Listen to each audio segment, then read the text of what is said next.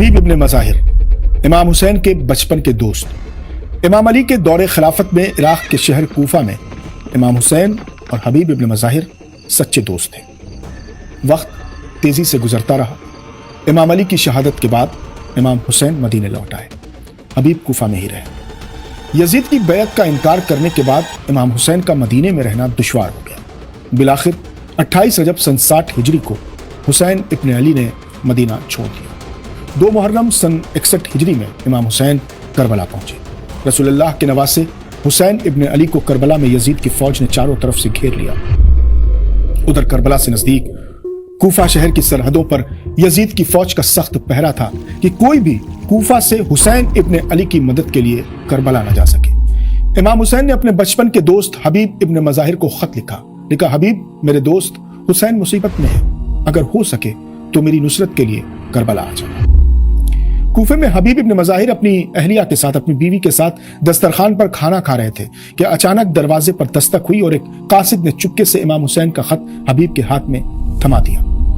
یزیدی فوج کا پہرا اتنا سخت تھا کہ پرندہ بھی پر نہیں مار سکتا تھا، لیکن اس قاصد نے اپنی جان ہتھیلی پر رکھ کر یہ پیغام حبیب تک پہنچا دیا، جو کربلا کے مظلوم امام کی آخری پکار تھی۔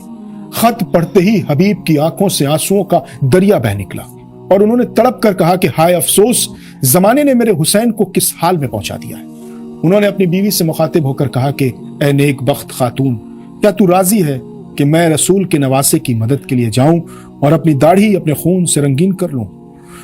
ان کی بیوی نے جواب دیا کہ اگر آپ نہیں گئے تو قیامت کے دن میں فاطمہ زہرا کو کیا منہ دکھاؤں گی۔ حبیب نے اپنی روانگی کو راز میں رکھنے کے لیے اپنے غلام کو پہلے ہی گھوڑے کے ساتھ شہر کے باہر بھیج دیا تاکہ کسی کو شک نہ ہو۔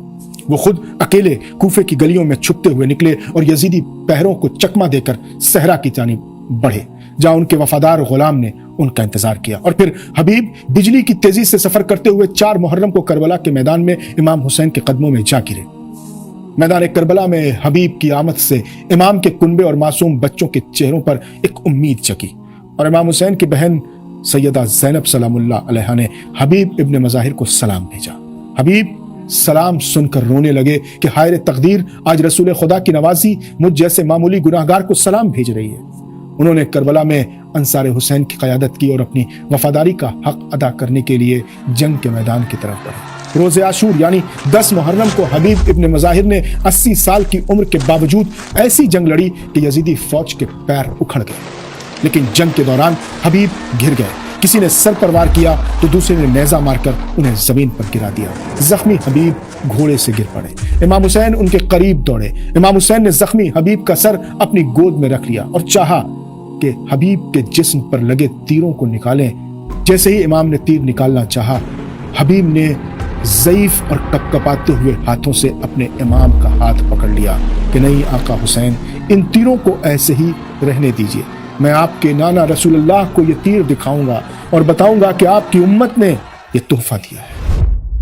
بچپن کے دوست نے اپنے دوست کے زانوں پر دم توڑ دیا۔ امام کی آنکھوں میں آنسو آ گئے۔ امام حسین نے بالوں میں انگلیاں پھیرتے ہوئے کہا، حبیب میرے نانا کو میرا سلام کہہ۔